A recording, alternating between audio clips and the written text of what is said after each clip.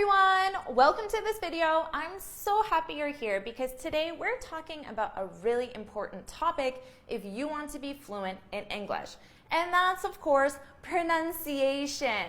Now, this video is coming both from my experience as a language learner and my experience as a language teacher, an English teacher of course.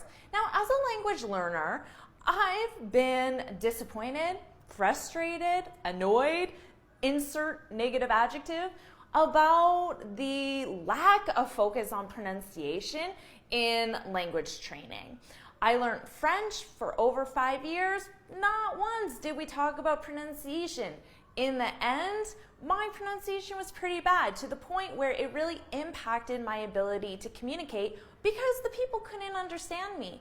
So I could have a grammatically correct sentence, but if I'm not pronouncing the sounds correctly, the person's not going to be able to understand me, right?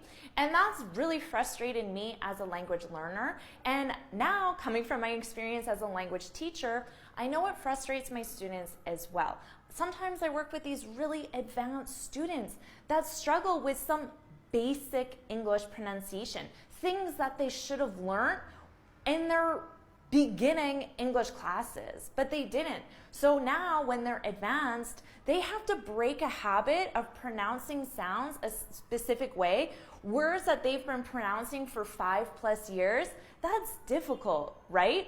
So in this video, I'm going to share 4 tips on how to improve your pronunciation in English. Of course, my name's Jennifer from jforrestenglish.com, and this channel is dedicated to helping you sound like a fluent, confident, natural English speaker. Now, before we go any further, make sure you subscribe and hit that bell notification so you're notified every time I post a new lesson. Now, let's dive in with this video.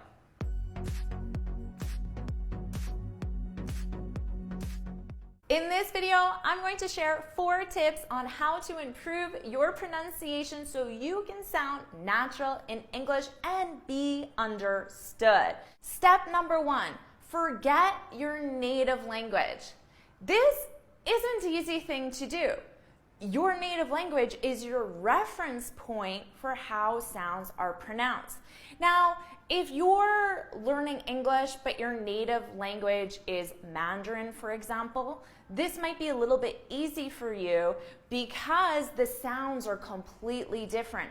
But if you're learning English and your native language is French, Spanish, Italian, or another Roman language, well, that's going to make it a little more difficult because we have the same alphabet. Many of our sounds are the same.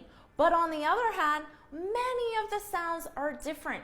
And this is the number one thing that I hear with students that causes them to have an accent. So many times this causes a miscommunication, but even if it doesn't, sometimes it just causes you to have a strong accent, okay? And it sounds a little, a little foreign, a little strange, a little unnatural. Let me give you an example. Now I'm talking about myself as a language learner. So I'm here right now in Colombia. This is the name of the city I'm in. Now, of course, I used my native language to pronounce this name. Okay, so this video is just as much for me as a language learner because I made this number 1 mistake. I used English to pronounce this Spanish city name, okay? So here's how I pronounced it based on my English pronunciation of sounds. Medellin, Medellin. If you're a Spanish speaker, if you live in Colombia specifically, you're probably laughing at me right now. And if I wanted to ask a local a question about Medellin, they probably wouldn't know what I'm talking about because that's not at all how you pronounce this city. So I learned later on after I said it like this many, many, many times, and then finally I realized, oh, it's not Medellin at all because that's not how the sounds are pronounced in Spanish. So although it's not an easy thing to do, I definitely agree with that, you must forget your native language. And that leads us into step number 2. Step number 2, you have to learn the individual sounds in your target language. So of course we're talking about English. You need to know how individual sounds are pronounced. You have to start with sounds. Those are the basics, right? So if I were to follow my own advice with step 1 and step 2, I would understand that this Spanish name, that the double L in Spanish is actually pronounced as a Y sound, okay? Making the pronunciation of this city Medellin, Medellin, which probably still doesn't sound the exact same as a Spanish speaker would say it, but at least I'm a lot closer than my English pronunciation, Medellin. So you have to learn the individual sounds of your target language.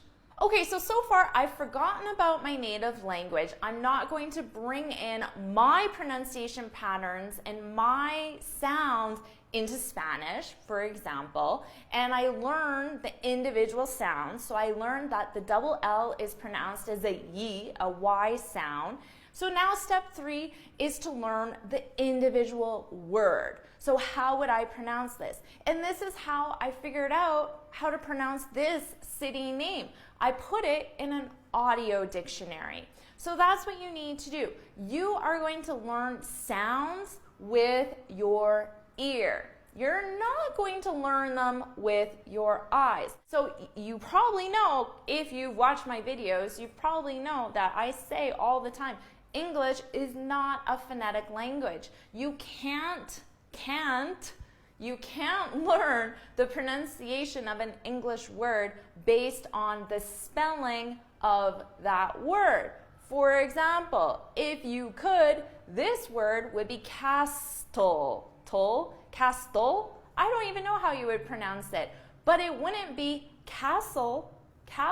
It wouldn't be castle because this T is silent. So even though in step 2 you learned the individual sounds, so you learned what a T sounds like, but that won't help you to pronounce this word because English is not a phonetic language. So you have to put the word in an audio dictionary and rely on your ear and learn pronunciation with your ear. Okay, so you've forgotten about your native language, you've learned the individual sounds of your target language, you learned the word using an audio dictionary. Now you're going to take that word and hear it in a sentence at a natural pace. Now here's what you need to do. You need to change the position of that word because the pronunciation is going to change based on what words and sounds come before it and come after it. So you need to hear that word at a beginning position, a middle position, and an end position if that's possible. But definitely you need to hear it at a natural pace because when you use an audio dictionary and you only hear that individual word, it's going to overpronounce it. You're going to hear the sounds a lot more, especially at the end of the word, because in English, many of the sounds at the end of the word, they either are dropped or they're blended into the next word, changing the pronunciation when it's in a sentence. Now, thankfully for all students, there's a free resource that's really amazing that's going to help you do that, and that's called Youglish. And the whole purpose of this website is you can put a word in, so you can put your one word, like castle, you can put it in the search function and you can hear that word being spoken by native speakers at a natural pace. So you're going to get tons and tons of results. You only need to listen to maybe 10 to 20 of them to really hear that word at different positions within a sentence. And the more you do that, the more you're going to get comfortable of how that word is pronounced based on the sounds that come before it and come after it.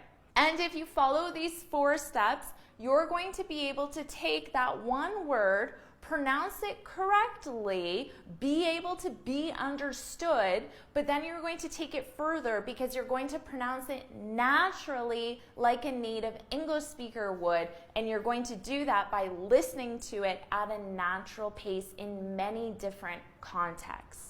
Now, I'll be honest, learning pronunciation can be a difficult thing, but it's a necessary part of your language development. You cannot ignore pronunciation because you might fill your vocabulary with all these words, but if I can't understand you because you're not getting the sounds correct, then there's really no point in learning that word. It's not going to help you have a conversation. So don't neglect pronunciation. Start now. Start every new word you learn. Make sure you put it in an audio dictionary and also listen to it at a natural context. And I certainly hope that these 4 steps help you avoid the mistakes that I've made and continue to make as a language learner. If you found this video helpful, please hit the like button, share it with your friends, and of course, subscribe. Now, before you go, make sure you head on over to my website, jfortisenglish.com, and download your free speaking guide.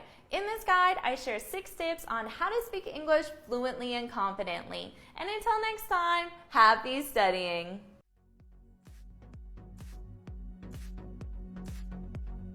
All right, you're well on your way to improving your pronunciation and sounding natural in English. That's awesome. I can't wait to see you in my next video. Bye!